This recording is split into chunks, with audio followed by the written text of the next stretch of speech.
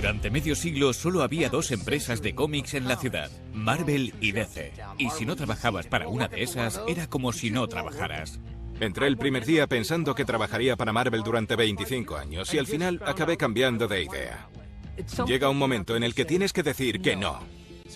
Algunos dibujantes de Marvel decían, no es por nada, pero nos gustaría montar nuestro propio negocio. No sabíamos qué íbamos a hacer, pero sí que era hora de cambiar. Ninguno de nosotros sabía cómo funcionaría o si iba a funcionar.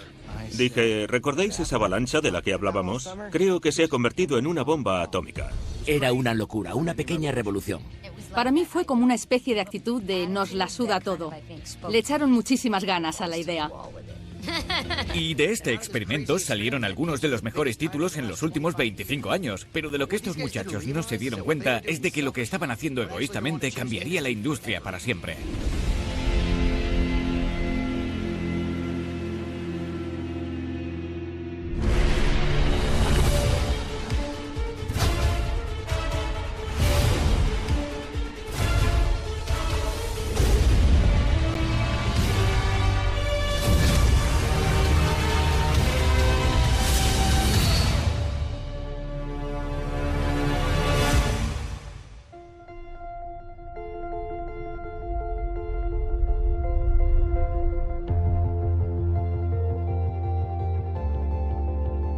Cuando tenía 12 años, leía cómics a todas horas. Los cómics eran muy importantes para mí. Empecé a fijarme en los créditos, en que había dibujantes detrás de esas obras, gente con mucho talento, y quería conocer a esos tipos. A finales de los 80 y principios de los 90, los cómics eran el medio de vida de los dibujantes, y todos los mejores dibujantes curraban en Marvel. Estaban Mark Silvestri, Eric Larsen, Jim Valentino, pero había tres superestrellas en ese momento: Rob Liefeld, Todd McFarlane y Jim Lee. Esos tres dibujaban cómics distintos a los que se habían hecho hasta entonces. Con ellos, pasar las páginas se volvió mucho más emocionante. Rompimos los esquemas de la narración estática. Recuerdo el día que escuché Smells Like Teen Spirit de Nirvana, con ese rasgueo de guitarra, ese sonido y lo diferente que era, tan potente y dominante. Eso es lo que estábamos haciendo nosotros, aportar un sonido nuevo a los cómics. Yo era muy fan de Marvel desde pequeño. Mi sueño era trabajar en Marvel y dibujar a los X-Men. Tienes que encontrar la manera de llegar a la gente y el secreto es tener un estilo. Todd McFarlane dibujaba a Spider-Man de una forma muy dinámica, que no se había visto antes, y eso que el personaje existía desde hacía décadas. De repente le veías con las rodillas al lado de la cabeza. A Spider-Man, no a Todd McFarlane, y era algo dinámico. McFarlane, Liefeld y Lee eran grandiosos. Se les reconocía su trabajo y eran muy importantes para la compañía. Vendieron muchos cómics. Most days at the New York Stock Exchange, the joint is jumping. Marvel Comics has enjoyed some pretty heroic sales of late, with an average of 8.7 million comics a month. Todavía ha vuelto a publicar Spider-Man, uno de los cómics más vendidos. Jim Lee sacó X-Men, el más vendido de la historia, y Rob sacó Fuerza X. Tuvimos el mayor éxito financiero y el mayor número de ventas en la historia de los cómics. No creo que eso se pueda superar. Mi meta era entrar en una de las dos mejores editoriales de cómics y trabajar en el cómic que me encantaba de niño. Así que aquello era genial, lo sentía como un gran logro. Siempre quise trabajar para Marvel, desde que era un crío y compraba sus cómics en el estanco. Pero nunca me relajé. Cada día era un desafío. Entré el primer día pensando que trabajaría para Marvel durante 25 años y al final acabé cambiando de idea. I think that everybody watching now knows why we call this series A Visit with the Comic Book Greats. El problema de los cómics es que DC y Marvel tenían el monopolio de lo que los creadores podían hacer. Si no querías seguir trabajando en Marvel, podías cruzar la calle e ir a trabajar a DC. Pero si no querías currar para ninguno de los dos, tenías pocas opciones. Creé personajes para Marvel como Deadpool, Cable o Fuerza X que siguen fuertes hoy en día. Sabes cuando estás al mando y yo lo estaba. Pero los de Marvel pasaron a decirme, quizá deberíamos hacer esto o esto otro, y yo... un momento, ¿ya no controlo yo esa parte? No hay nadie que sea indispensable. Nadie. De los personajes sí que no podemos prescindir en absoluto. Esa era la idea del negocio. El cómic que estoy haciendo va a venderse más que cualquier otro en el país. La primera vez que entré a la oficina hace años, cuando yo no estaba en el top 20, me dijeron, ayúdanos. Y yo les llevé a lo alto, les conseguí récords, para que luego me digan que me relevan porque se ha vuelto demasiado famoso. En mi mundo, los personajes debían ser lo primero, y Spider-Man tenía que ser capaz de hacer ciertas cosas. Unas sí y otras no. A los publicistas les decíamos, Spider-Man nunca os decepcionará, siempre hará lo que se espera de él. Comprendí que así no podría ascender más, que había alcanzado mi techo de oportunidades allí. Leí varias historias y la que me impactó más fue la de que se habían aprovechado de Jack Kirby. Jack Kirby, el rey, ese era su apodo, damas y caballeros. Jack Kirby co-creó el 90% del universo Marvel. Y no queríamos ser de los que crean un puñado de personajes para luego sentirnos a disgusto con el trato recibido.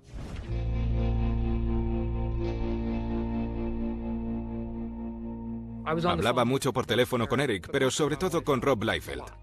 Un día Todd me dijo, ¿otra vez tú? Me llamas más que mi madre, y yo no sabía cómo tomármelo, pero seguí hablando.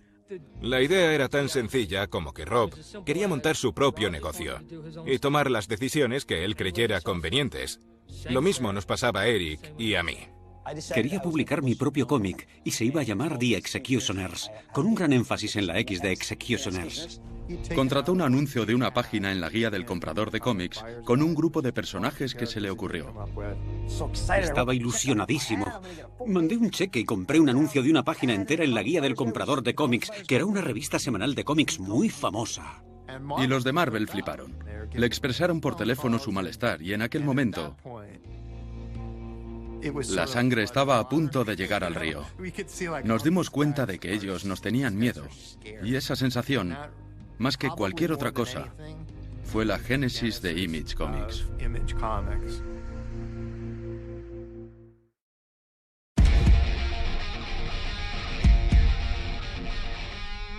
Los contactos dentro del mundillo de los cómics eran un factor muy poderoso. Rob siempre estaba hablando por teléfono con Todd o con Eric. Algo grande iba a suceder, pero él no podía hablar de ello ni sabía exactamente qué forma iba a tomar aquello. Hablamos de lanzar una marca. Y yo, vale, por mí lo hacemos ya mismo. Nos íbamos a juntar Eric, Rob y yo para sacar nuestros propios cómics. Rob dijo, oye, tengo un colega, Jim Valentino. ¿Os parece bien si se une al proyecto? Claro, ¿por qué no?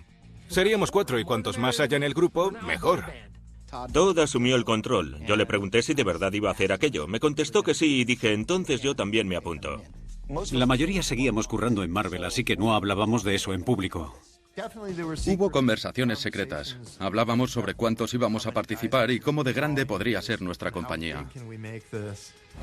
También pensamos en Jim Lee, pero él no quería. Llevaba en Marvel casi 5 años, trabajando en los personajes que adoraba de niño, y me sentía muy a gusto con ellos. Jim estaba enamorado de Marvel. Nosotros éramos los malotes y él era un buenazo, no solo un buen chico, sino un buen dibujante que les hacía vender muchos cómics. De nosotros se podía esperar alguna estupidez, pero no de Jim. Nadie esperaba que Jim se fuera. Todd McFarlane nos había sugerido contactar con Marc Silvestri, que es sin duda el mejor ilustrador de nuestra generación. Y un día estábamos Todd y yo en Nueva York, en el vestíbulo de nuestro hotel, cuando vimos a Marc Silvestri. ¿Tienes un momento? Me dijo que sí, eran las 11:30 de la noche y le solté el mejor discurso comercial de mi vida. Todd era un magnífico vendedor. Te ofrece las cosas de una forma que es difícil decirle que no. Piensa en los de Marvel y DC, lo que le hicieron a Jack Kirby. Él se quedó sin nada y nosotros acabaremos igual si no reaccionamos. Era un genio. Me convenció enseguida. Coincidí con Rob Liefeld y Todd en Nueva York porque se estaban subastando unas obras nuestras en Sotheby's. Me encontré con Jim Lee y me dijo, Todd, ¿cómo va todo? Le conté nuestras intenciones y dijo, vaya, deja que me lo piense. Parezco un tío bastante soso, pero en el fondo me gusta atreverme a hacer cosas que otros no intentarían. Unas horas después me llamó y me dijo, Todd, ¿te importaría si me uno? Y yo, ¿qué? ¿Tenemos al chico de oro? Sí, claro que puedes. En cuanto Jim se sumó, la maquinaria se puso en marcha. Jim propuso fichar a Wills y a todos les pareció bien. Un día me llamó Jim Lee y me dijo, oye, estamos tramando algo y nos gustaría que participaras tú también. No te puedo contar aún de qué se trata, pero piénsatelo. 4, 5, 6, 7. Ya teníamos a 3 de X-Men, el cómic más vendido en aquel entonces. ¡Qué fuerte! Prácticamente toda la parte de Spider-Man y toda la parte de X-Men estaba uniéndose en una nueva marca. Aquello era emocionante, muy emocionante.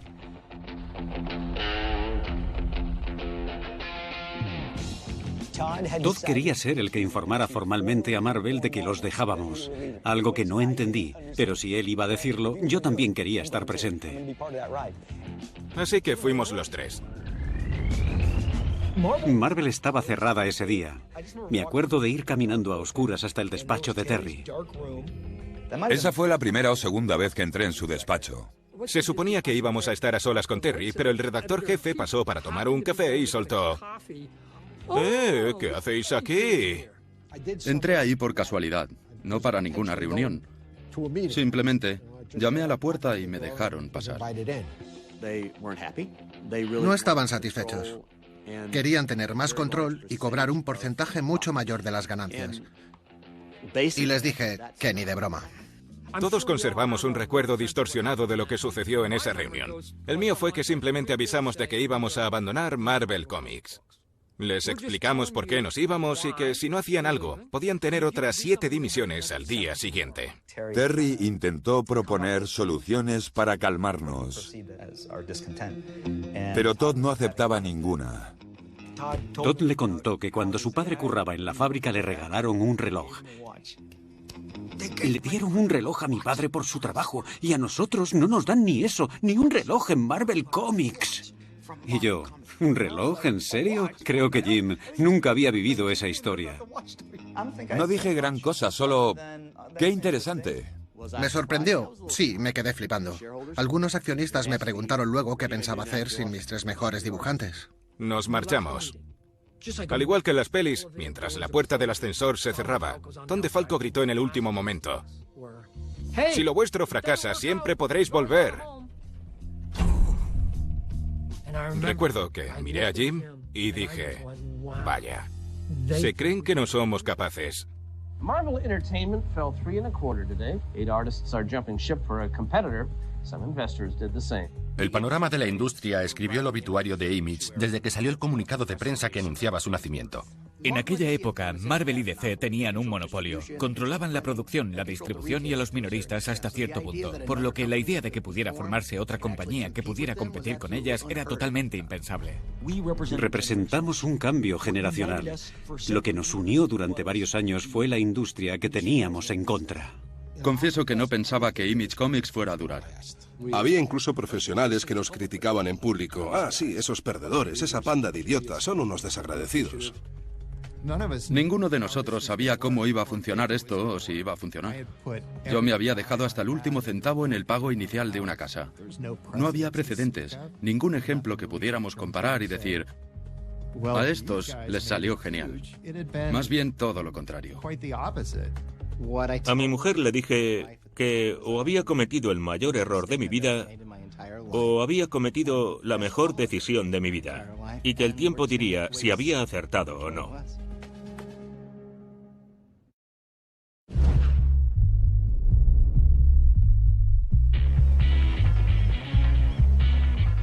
El 1 de febrero de 1992 fue nuestra primera reunión. La idea era hablar del primer cómic que íbamos a sacar y ponernos manos a la obra.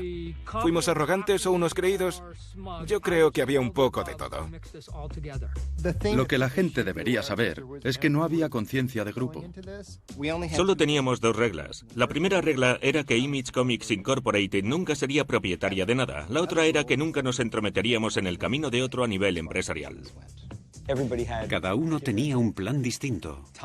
Todd había hecho una declaración anti-Marvel, pero yo solo quería libertad para hacer lo que quisiera. A ninguno de nosotros le parecía que esto pudiera ser un problema en el futuro. El cómic con el que empecé se llamaba Youngblood. Youngblood es un equipo de superhéroes a los que tratan como celebridades. Mi primer cómic en Image se llamaba Wildcat Covert Action Team, un grupo de agentes de espionaje que perseguían a los villanos. Yo creé a Spawn, un personaje que todavía conservo. Spawn es un hombre que vuelve de la muerte. Pero cuando ya han pasado 5 años... Savage Dragon era un policía con superpoderes que repartía estopa. Eso era lo que quería. Mi cómic para Image fue Cyberforce, unos mutantes convertidos en cyborgs. Eran mis X-Men. Yo hice uno llamado Shadowhawk. Nunca he creído en eso de que los superhéroes no matan. Y este no mataba a nadie, sino que los mutilaba. El primer cómic de Image que se publicó fue Youngblood. Y cuando lo mandé a imprimir había muchos rumores y no sabíamos cómo acabaría.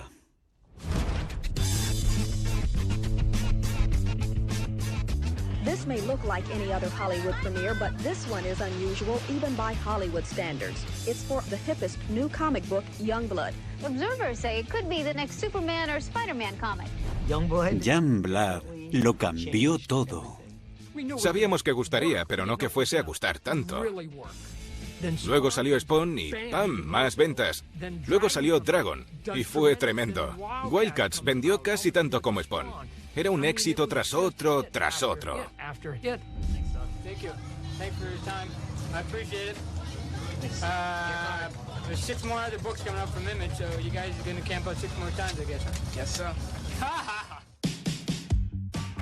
Recuerdo cuando salió Spawn, y para mí fue maravilloso. Como cuando salió Wu-Tang Clan, en esa misma época, con aquel vídeo molón donde tenían los ojos en blanco. Era el rollo que transmitían. Supieron representar muy bien lo que fueron los 90 cuando yo era adolescente, porque era una oscurilla. Todo lo que publicó Image durante esos primeros 6 o 12 meses era fantástico. Para un chico de 13 años como era yo, la noticia de que todos esos chicos habían abandonado Marvel y formado su propia compañía fue súper emocionante. Yeah, I loved the comics when I was young. Okay. But this one is so different. I'm seeing cats get out of bed with women. That never happened. Yeah, well... El impacto sísmico que tuvo afectó a todos. Era imposible no ver cómo de repente, de la noche a la mañana, había un competidor nuevo. Era como si los locos se hubieran apoderado del psiquiátrico por un tiempo. Uno de nuestros enfoques fue la producción. Queríamos que los cómics parecieran lo más atractivos posible. Un día el jefe dijo, voy a traer ordenadores Mac. Bien. Oye, ¿puedes aprender a usar el Photoshop? Sí. Si os fijáis en la tienda, todos los cómics están coloreados digitalmente. Eso nadie lo había hecho antes que Image Comics. Imprimíamos los cómics en mejor papel y tenían mejor aspecto. Te atraían más. En parte aquello era solo ego creativo. Querían que sus cómics fueran los mejores. En agosto de 1992, Image Comics fue la segunda empresa de cómics. Logramos ese puesto con solo 7 cómics. DC, con 60 cómics ese mes, fue la tercera. Salíamos en el Wall Street Journal, en las revistas. Tuvimos nuestra propia carpa en la Comic Con de Chicago. Ahí fue cuando todos dijimos, esto es una locura, mola, pero es increíble. Nos lo pasábamos de miedo. Teníamos a 3 de los mejores creadores de cómics de la historia. Y los fans podían partir de cero con nosotros. Dentro de Image Comics, cada uno tenía su estudio por separado. El mío era Extreme Studios, el de Jim era Wildstorm, y luego Mark creó Top Cow. Preguntábamos a los chicos con más talento del sector, ¿cuánto te pagan? $30 por página, yo te pagaré 300. Y listo. Aquel también fue el momento de decir, cuidado con lo que deseas.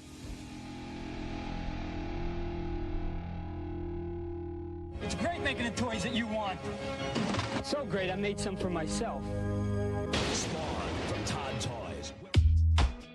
Con el éxito que experimentábamos, pude hacer algunas cosas creativas. Por ejemplo, conseguir a uno de los mejores diseñadores de prótesis de efectos especiales, o crear un disfraz de Batroc de 2 metros. Y luego decía, ¿y ahora qué? Hagamos una nave espacial. Decidimos que si Top había sacado el Spawn móvil y el Spawn Mali, nosotros sacaríamos la nave de Youngblood, y que los fans pudieran subirse y sacarse fotos dentro de ella. Era maravillosa, pero nunca valoraron cuánto costaría desmontarla y enviarla a la siguiente convención. Había que almacenarla, había que armarla y que transportarla. No hacía sino costarnos dinero. La vendí por casi nada a un parque de paintball del sur de California, pero solo quería deshacerme de ella. Lo que haces cuando te sobra la pasta.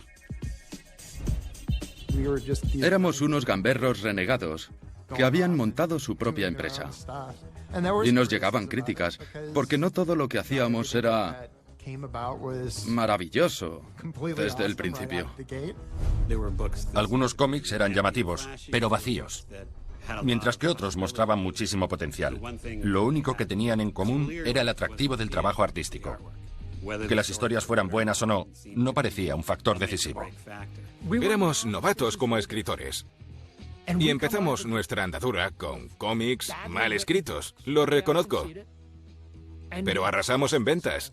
¿Por qué? Porque nuestros dibujos gustaban. ¿Y sabéis a quiénes molestaba más eso? A los escritores. Image se aprovechó de los gustos de la época. Los hombres de sus cómics parecían capaces de matarte con el dedo meñique. Y las mujeres debían de sufrir dolores de espalda. Los pechos de algunas eran de una dimensión exagerada. Los personajes llevaban cartucheras. Todos tenían como 80 correas llenas de... no sé ni qué llevaban ahí. ¿Cacao para los labios? Sí, eran obras juveniles. Y sí, estaban dirigidas a chicos de 14 años. Pero yo era un chico de 14 años y el 95% de su público de entonces, por no decir más, eran chicos de 14. Yo era una chica y aún así me encantaban sus cómics. Me molaba ese rollo de nos la sopla todo. Nunca me ha importado mucho lo que piensen los demás. Simplemente me gustaba Image Comics, porque me sentía identificada con ellos.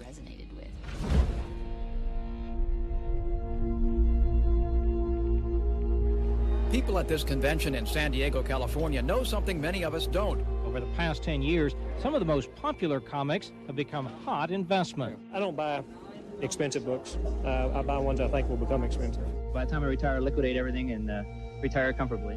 Una gran parte del sector de los cómics en general la impulsaban los especuladores, y lo sabíamos. Me recuerda hablar con Jim Lee sobre cuánto iba a durar esta burbuja. Los especuladores compraban historietas en masa. La gente llenaba su sótano con cajas de cómics que pensaban que pagarían la universidad de sus hijos. Podías vender 1 millón de copias de un cómic con solo tener una portada molona que pusiera número 1. ¿Sabes cuántas portadas alternativas tengo del número 1 de Spider-Man? Es una locura. Tengo la edición platino, la de papel holográfico, la que tiene una tarjeta, la del certificado en el dorso.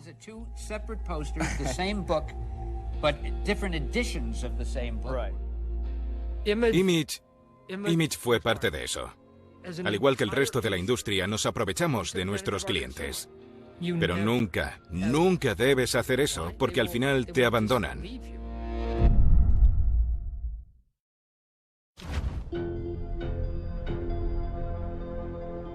A mediados de los 90, las ventas bajaron en general, incluso en Image. Seguían teniendo una presencia importante en la industria, pero los lectores no sabían qué estaba pasando por dentro. Image Comics nació de rivalidades, y las rivalidades son buenas, motivan a la gente. Creo que los 6 éramos como hermanos. Y siempre sientes que compites con tus hermanos. Si tuvimos algún error durante los inicios de Image fue la arrogancia. Marvel y DC no nos preocupaban mucho, porque Marvel y DC siempre iban a vender al mismo nivel. ¿Quiénes eran la competencia? Nuestros propios compañeros. Era como una hermandad, cada uno defendiendo sus ideas e intentando imponerse. ¿Quién se queda con el nuevo dibujante que hemos fichado? O si yo contrato a un dibujante y luego tú le tratas mejor que yo, ¿no deberíamos hacer lo mismo entre nosotros? Darles esa libertad a los demás era un valor de Image, eso queríamos. Pero la autonomía que habíamos establecido también comenzaba a ser el origen de todas nuestras tensiones.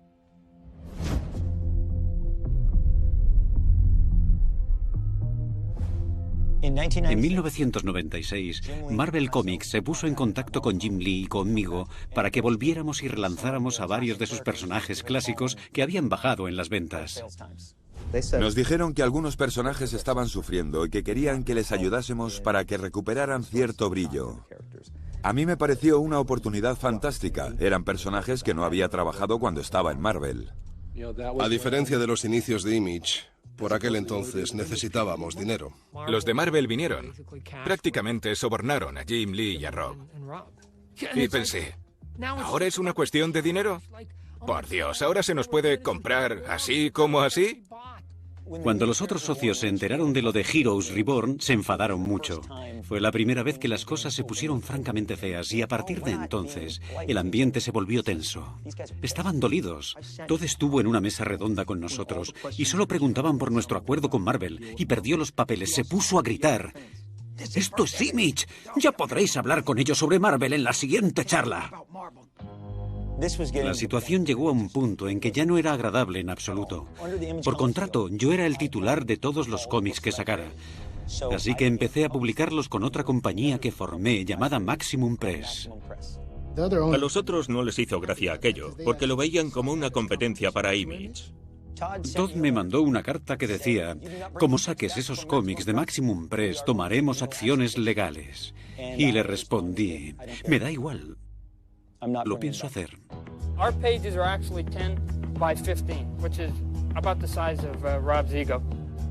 Empezaron a surgir discusiones con Rob Liefeld y acabaron siendo tantos los roces con él que Marc Silvestri dijo: escuchad, como este tío siga aquí, yo me piro.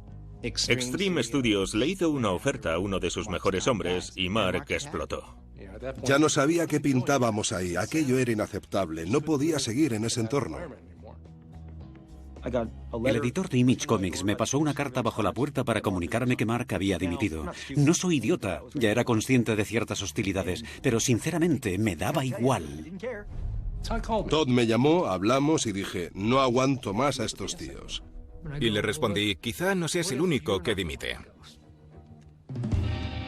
Habíamos quedado en una suite del Marriott.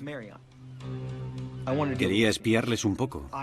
Así que reservé la habitación de al lado, donde Matt y yo nos quedamos tumbados en el suelo. Solo veíamos la luz bajo la puerta, pero se oía todo. Seguro que Rob no viene. Todos esperaban que llegase yo en algún momento, pero sabía que sin mí serían más sinceros. Y oí cómo discutían Todd, Mark, Jim y Eric. Valentino estaba reticente. Eric Larsen estaba enfadado conmigo. Todd decía: tenemos que hacerlo. Jim Lee estaba callado y yo pensando: está bien, se acabó. Justo antes de que le echáramos, Rob presentó su dimisión. Cuando salió la noticia de que Rob dejaba Image Comics, fue como la separación de los Beatles. Siempre te habías creído que eran todos muy amigos, y eso fue la primera señal de que no. Fue una auténtica pena. Ninguna de esas decisiones la tomamos a la ligera. De hecho, Todd y él eran inseparables, y aquello afectó a su amistad por un tiempo, y a la mía con Rob también. Me pasé años sin hablarle después de eso. No estoy orgulloso de ese momento de nuestra historia. El éxito y el dinero habían llegado demasiado rápido. Aquello era abrumador. The sales slump which threatens to engulf the comic world could be the one enemy its superheroes cannot defeat. Since peaking in the early 1990s, over half of America's comic shops have gone out of business. A mediados de los 90, la burbuja de los especuladores se hundió, como siempre. Cuando los que pensaban hacerse ricos con los cómics fueron a su tienda local a intentar venderlos, descubrieron que les daban el 10% de lo invertido. Se les acabó el chollo. Cada año, cada mes, las cifras bajaban. Incluso cada semana veías que bajaban y nadie podía impedirlo. La industria se estaba derrumbando y además yo estaba quemado de todo aquello. Eso me hizo pensar en cómo sería si tomara Wildstorm y me asociara con una compañía más grande. Jim Lee vendió su empresa Wildstorm a DC Comics y acabó de ejecutivo allí. Fue tremendo. Cuando Jim la vendió a DC nos quedamos en shock. Se puede decir que la marcha de Rob fue amarga, pero lo de Jim Lee fue sin duda un golpe más duro. Jim era Jim. Y Wildstorm era un estudio enorme, nuestra mayor cuota de mercado dentro de Image. Fue difícil de asumir. Por un momento dudamos de si sobreviviríamos, y creo que muchos de nosotros nos asustamos.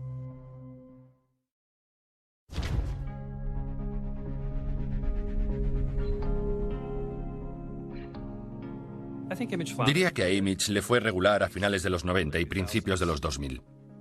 La marcha de Jim Lee nos obligó a tomar proyectos que normalmente no hacíamos. Habíamos perdido acuerdos comerciales con nuestro distribuidor y necesitábamos recuperar nuestra cuota de mercado. Y al principio aceptamos cosas de las que no estábamos muy orgullosos. Me ofrecía tomar el control. Mi idea era deshacerme de todos los cómics que para mí estaban hundiendo a la compañía. Y les dije, podemos hacer algo mejor que esto. Empezamos a pensar en que necesitábamos diversificarnos. Había un mercado que no estábamos aprovechando, el mercado independiente. Image comenzó a tomar muchos riesgos artísticos. No siempre dibujaban a superhéroes. Estaban empezando a explorar nuevos géneros y métodos. Un día vino a la oficina un chico llamado Robert Kirkman. En ese momento de mi carrera nunca había triunfado con nada.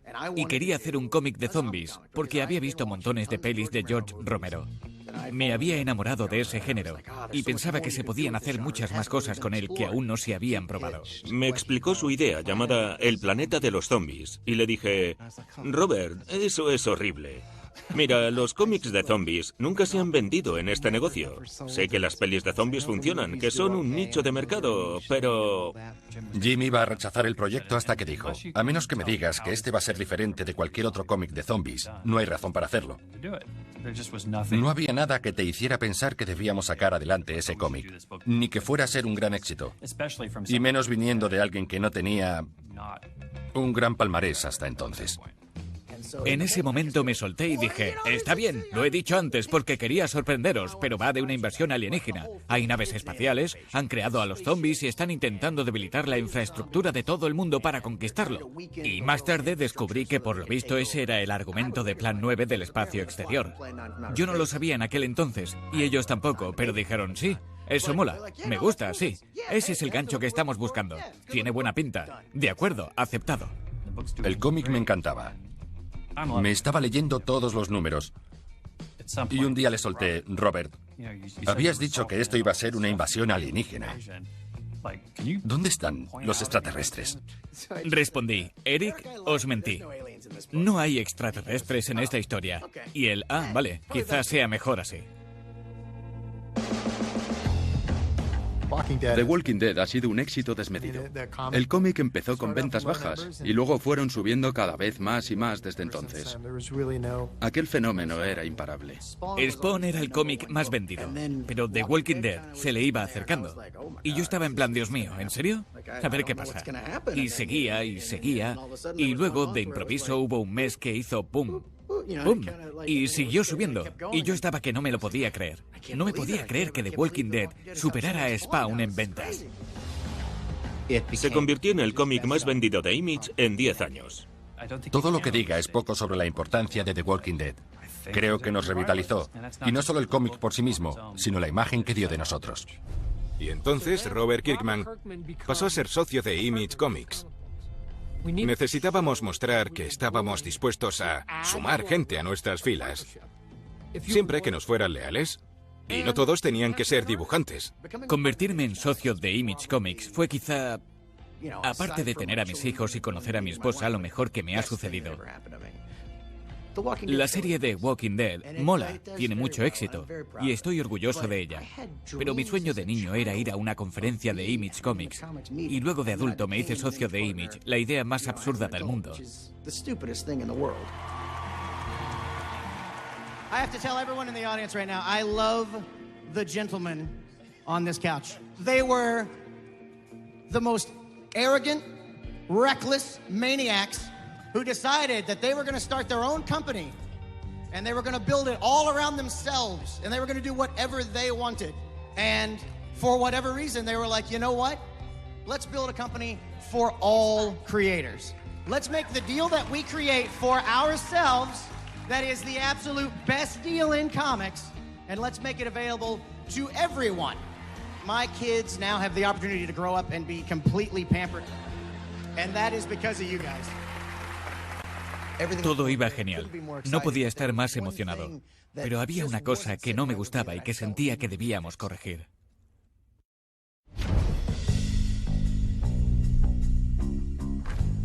Los cómics no son un género, sino un medio.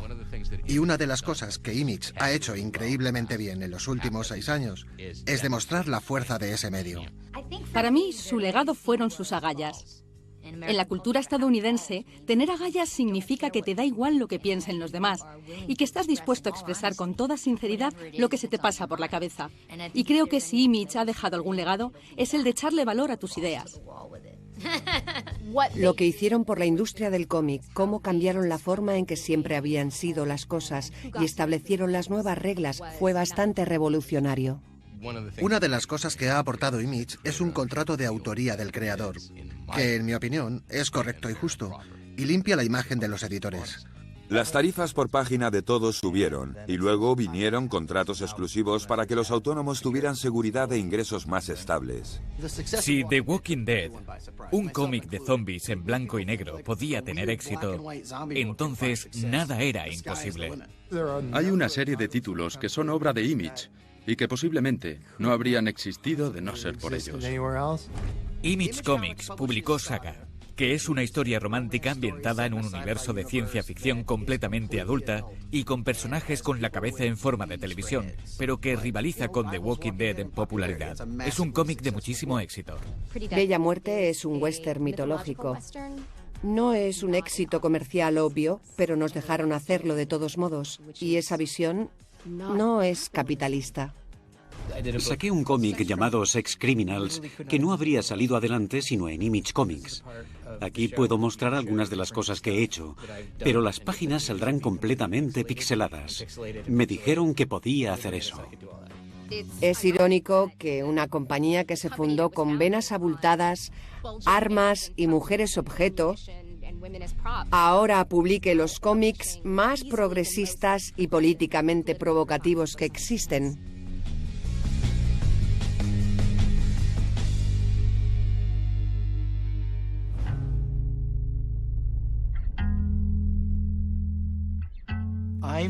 Conocí a Robert Kirkman en la Comic Con de Chicago de 2003.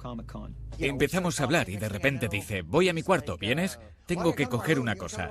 Seguimos charlando en su habitación y de repente suelta, tengo que ir al baño. Va y deja la puerta abierta. Y yo, que era fan de Rob Liefeld de niño y hacía una hora que le conocía, no me podía creer que él estuviera meando a solo unos metros de distancia.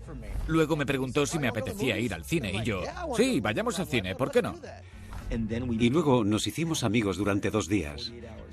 Hasta cenamos y desayunamos juntos. Y hubo otro desayuno y otra cena. Éramos inseparables.